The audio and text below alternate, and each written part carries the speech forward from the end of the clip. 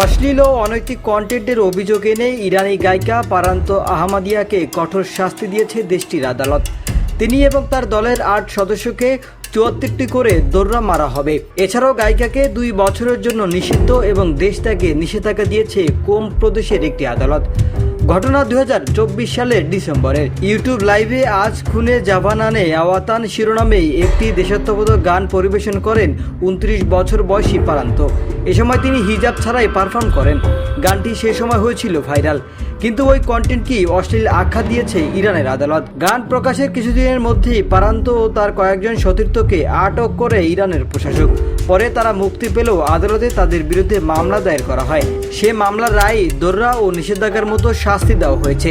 The গার্ডিয়ানের প্রতিবেদন বলছে, খবর প্রকাশ্যে আসার পর থেকেই সমালোচনা হচ্ছে। মানবাধিকার ও সংস্কৃতি কর্মীরা বলছেন, এই রায় কেবল একটি আইনি সিদ্ধান্ত নয়, বরং ভিন্নমত ও সাংস্কৃতিক স্বাধীনতাকে দমনের একটি উদাহরণ। তাদের মতে, সরকারের সমালোচনামূলক অবস্থানে থাকা শিল্পীদের বিরুদ্ধে এমন পদক্ষেপ ইরানের দীর্ঘদিন ধরেই দেখা যায়।